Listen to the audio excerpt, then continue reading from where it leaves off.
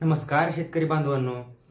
तर 2020च्या पीक विम्याच्या संदर्भात हा व्हिडिओ असणार आहे. यामध्ये 2020चा जो तुमचा खरीपाचा उर्वरित राहिलेला पीक विमा जो आहे त्याच्या संदर्भात अतिशय महत्त्वाचं दिलासादायक अपडेट असं आलेलं आहे. यामध्ये 2021, 22, 23, 24, 25 ह्या 4 ते 5 वर्षाच्या पीक विम्याची कुठलीही गोष्ट होणार नाही 2020च्या पीक विम्यासंदर्भात, कारण मी तुम्हाला संभ्रमात ठेवू इच्छित नाही. 2020च्या पीक विम्याच्या संदर्भात अपडेट आहे. अपडेट अतिशय महत्त्वाचं आहे. त्याचबरोबर अपडेटमध्ये बघा, ह्याच्यामध्ये व्हिडिओमध्ये जे काही आपले हे खरीपच्या पीक विम्याचे तुमचे जे पैसे राहिलेले आहेत ते पैसे गव्हर्नमेंटकडून तर त्याच्यासोबत अप्रुव्हल मिळालेलं आहे, पण ती राहिलेली त्याची जी काही प्रोसेस आहे ती कोणत्या जिल्ह्यांसंदर्भात आहे व कोणत्या जिल्ह्यांमध्ये हा 2020चा उरलेला पीक विमा किती कोणत्या जिल्ह्यामध्ये भेटणार आहे ते मी व्हिडिओच्या मार्फत सांगणार आहे. तर व्हिडिओला शेवटपर्यंत काळजीपूर्वक नक्की बघा. आणि त्या अगोदर जर चॅनलवर नवीन असाल तर माझं नाव आहे सम्राट आणि स्वागत आहे तुमचं शेतकरी सम्राट या यूट्यूब चॅनलवरती. चॅनलला अद्यापही लाईक, सबस्क्राईब व शेअर केलं नसेल तेही करून घ्या व माझ्या डाव्या साईडला जे काही बेल आयकनचं बटन दिसतंय त्याला देखील दाबा, म्हणजे तुम्हाला पीक विम्याच्या संदर्भाची सर्वात फास्ट अपडेट आपल्या चॅनलच्या मार्फत भेटून जाईल. तर चला व्हिडिओला लाईक आणि शेअर करून टाका बाकी शेतकरी बांधवांपर्यंत.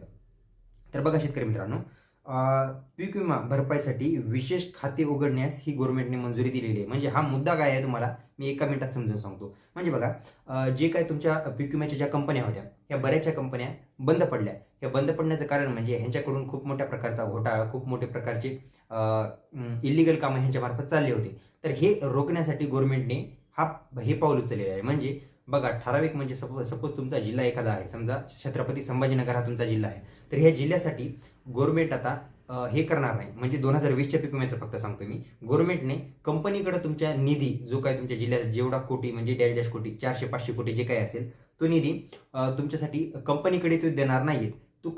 तो पैसा थेट तुमच्या जिल्हाधिकाऱ्यांच्या खात्यावर म्हणजे त्यांच्या प्रायव्हेट खात्यावरती जमा होणार आहे. त्याच्यानंतर तुमच्या खात्यावर ते पैसे डायरेक्ट येणार आहेत. यामध्ये कुठल्याही प्रकारचा कंपनीचा घोटाळा होणार नाहीये, ही गोष्ट सरकारने स्पष्टपणे लिहून दिलेली आहे. यामध्ये बघा, आता राहिलेली बाकी अपडेट आता तुम्हाला सांगतो. आता यामध्ये सगळ्यात महत्त्वाचं म्हणजे जिल्हा कुठला. आता हे 2020च्या धाराशिवच्या पीक विम्यासंदर्भाची अपडेट आहे. बघा, ह्यामध्ये धाराशिव जिल्ह्यातील शेतकऱ्यांसाठी मोठा दिलासादायक निर्णय घेण्यात आलेला असून 2020च्या खरीप हंगामातील पीक विमा भरपाईचा मार्ग आता मोकळा झालेला आहे. यामध्ये वैयक्तिक ठेव खाते, हे जी मी आता तुम्हाला 1 मिनिट अगोदर सांगितलेला विषय, वैयक्तिक ठेव खाते उघडण्यास सरकारने मान्यता दिलेली आहे. त्यामध्येच भरपाई वितरणाची प्रक्रिया ही लागलीच सुरू होणार आहे.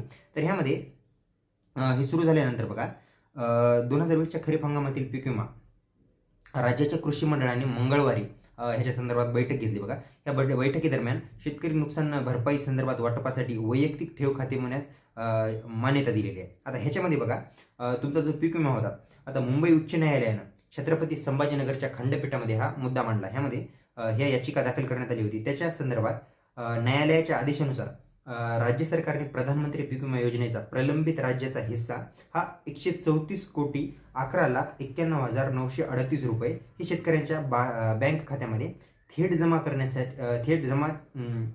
करण्यासाठी आदेश दिले होते. आता ह्याच्यामध्ये शेतकऱ्यांना ही विम्याची रक्कम अदा करण्यासाठी धाराशिव जिल्ह्याचे कृषी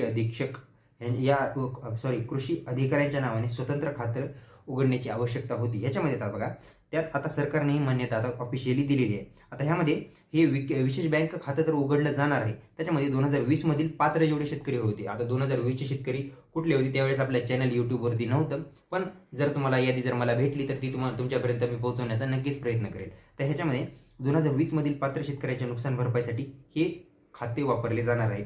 हे खात्याची नियमित ऑडिट होईल. त्यामध्ये दरमहा जिल्हा कोषागार कार्यालयात मेळा म्हणजे मीटिंग घेतल्या जाणार आहे. म्हणजे तुमचा एकही रुपया इकडे तिकडे जाणार नाही, ह्याच्याबाबतची पूर्ण जबाबदारी घेतलेली आहे. पण ही ऑन पेपर जबाबदारी आहे. रिअल लाईफमध्ये म्हणजे प्रत्यक्षामध्ये किती प्रकारचा घोटाळा होईल किंवा काय होईल हे समोर आल्यानंतरच कळेल ह्या गोष्टी. कारण आत्ता सरकार तर असं म्हणत आहे, त्याचमध्ये सरकारनं आपल्याला बाकी काय आश्वासन दिले होते, पण त्यामध्ये सरकार किती हे आहे त्यांच्या शब्दावर खरं आहे हे तुम्हाला आम्हाला सगळ्यांनाच माहिती आहे. यामध्ये बघा, हे अजून एक त्यांनी मुद्दा सांगितला आहे. हे खाते नागरी ठेव या अंतर्गत वर्गीकृत केल्या गेले आहे. त्यामध्ये धाराशिव जिल्हा कृषी अधिकारी कार्यालय तात्काळ हे कार्यान्वित करतील. त्यामध्ये अजून महत्त्वाचा मुद्दा, नागपूर महालेखापाल कार्यालयाकडून पत्राधिकार मिळताच शेतकऱ्यांचा खात्याचा विमा हा शेतकऱ्यांचा हिस्स्याचा विमा त्यांच्या खात्यावर जमा होणार आहे. यामध्ये इतर रक्कम जमा करण्याची प्रक्रिया सुरू होईल. किती तारखेला होईल त्याच्या संदर्भात अजून ह्या लेखामध्ये अपडेट आलेलं नाही. यामध्ये बाकी जे काही अपडेट आहे ते मी मनाने तुम्हाला सांगत नाही. जोपर्यंत ऑफिशियली पेपरच्या मार्फत किंवा इतर मार्फत किंवा त्यांच्या ऑफिशियल पोर्टलवर आल्याशिवाय मी तुम्हाला कुठल्याही प्रकारची न्यूज देत नाही, हे तुम्हाला देखील माहिती असेल. यामध्ये काही लोकांना, आता मी ह्याच्या संदर्भात अपडेट देतो, पण काही लोकांना वाटतं की बाबा मी अपडेट दिली, पण काही लोकांचा प्रॉब्लेम असतो की त्यांच्या खात्यावर सपोज पैसे जमा झाले नाही तर ते यूट्यूबरला येऊन बोलतात, शिव्या वगैरे घालतात, कमेंटमध्ये काहीही बोलतात. आणि कमेंटचा सगळ्यात महत्त्वाचा मुद्दा म्हणजे कमेंट तुम्हाला वाटत असेल की डिलीट होतात, पण त्या डिलीट होत नाही. त्या कमेंट माझ्यापर्यंत येतात, फक्त त्या विजिबल कमेंट नाही आहेत एवढंच. कारण बरेचसे शेतकरी मी पाहतोय, बरेचसे शेतकरी जे नाराज झालेले बांधव आहेत, आता ह्यांच्यापर्यंत ज्यांना अपडेट आली, ज्यांना पैसे भेटले तिथपर्यंत तर ठीक आहे, पण ज्यांना पैसे भेटले नाहीत ते शेतकरी आम्हाला शिव्या घालतात. हे आम्हाला शिव्या घालण्याचं कारण तुमचं काहीही बनत नाहीये. ह्याच्यामध्ये आमचा कुठल्याही प्रकारचा आमचा काहीही हेतू नाही की तुम्हाला हे व्हावं म्हणून. तर ह्यामध्ये सर्वस्व दोष ह्या गव्हर्नमेंटचा आहे, ह्या कंपन्यांचा. ह्या कंपन्यामुळेच तुमच्या ह्याच्यामध्ये एवढे प्रॉब्लेम आलेले आहेत. कारण बऱ्याचशा कंपन्या बघा, HDFC प्रायव्हेट लिमिटेड असेल, चोलामंडल असेल, त्याचबरोबर अजून 2 ते 3 कंपन्या होत्या महाराष्ट्र, विदर्भात आणि ह्या कोकणाच्या साईडला ह्या कंपन्या कार्यरत होत्या. तर ह्या कंपन्यांना ह्या अशाच कारणांमुळे त्या कंपन्या बंद पडल्या, म्हणून हे सरकारनं पाऊल उचललेलं आहे. तर ह्यामध्ये आता तुमचा माझा कोणाचाही दोष नसून सर्वस्व हा दोष हा कंपन्यांचा असतो. म्हणून कधी यूट्यूबरला तुम्ही शिव्या वगैरे घालण्याचं, कमेंटमध्ये विकृतपणे बोलण्याचं काम तुम्ही कृपया करू नका. तर ह्यामध्ये ही धाराशिव जिल्ह्यासंदर्भातच्या 2020च्या पीक विम्याची अपडेट दिली. ह्याच्यामध्ये लागलीच हे जर म्हणजे खंडपीठामध्ये जो निर्णय होईल न्यायालयाचा, त्या निर्णयानुसार जी काही डेट येईल ती डेट तुम्हाला आली की लगेच तुम्हाला सांगून टाकतो. त्यासाठी तुम्हाला काही नाही, फक्त चॅनलला सबस्क्राईब करायचे, लाईक करायचे आणि शेअर करायचे, बाकी शेतकरी बांधवांपर्यंत ही माहिती पोहोचवायचं, एवढंच कार्य करायचं तुम्हाला बस.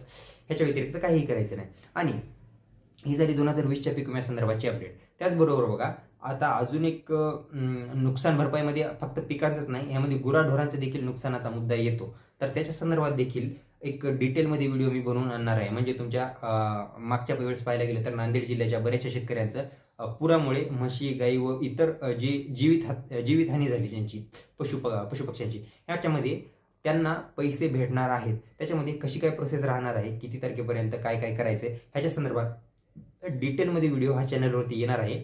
तर चॅनलशी जुडून अवश्य राहा. व चॅनलवर जो काही नवीन पीक विमाच नाही, मी पाहतोय की पीक विमाला तुम्ही प्रतिसाद चांगला देत आहे, पण बाकी इतर व्हिडिओ जे आहेत, धान बोनसचे आहेत, त्याचबरोबर धान बोनस, नमो शेतकरीची जी हप्त्याचं वितरण होतं त्याच्या संदर्भाची जी अपडेट देईल, त्यामध्ये तुमचा पाहिजे तसा रिस्पॉन्स मला येत नाही, पाहिजे तसे व्हिडिओला व्ह्यूज देखील येत नाहीत. त्याच्याबद्दलची खंत वाटते. तेवढं तुम्ही सहकार्य करण्याचं कृपया काम करा. मी देखील तुम्हाला असंच सहकार्य करीत जाईल. ह्याच्यामध्ये जशा लवकर फास्ट अपडेट येईल तशा मी तुमच्यापर्यंत पोहोचवण्याचा नक्कीच प्रयत्न करेल. तर तुम्ही देखील चॅनलला लाईक करण्याचा प्रयत्न करा, शेअर करण्याचा प्रयत्न करा. तर अशीच आपण महत्त्वाची डिटेलमध्ये माहिती घेऊन पुढच्या व्हिडिओमध्ये भेटणार आहोत. त्यासाठी व्हिडिओला लाईक करा, शेअर करा आणि कमेंट करा. तर चला, व्हिडिओ शेवटपर्यंत पाहायला ह्याच्याबद्दल धन्यवाद. भेटूया अशीच माहिती घेऊन पुढच्या व्हिडिओमध्ये. तोपर्यंत नमस्कार.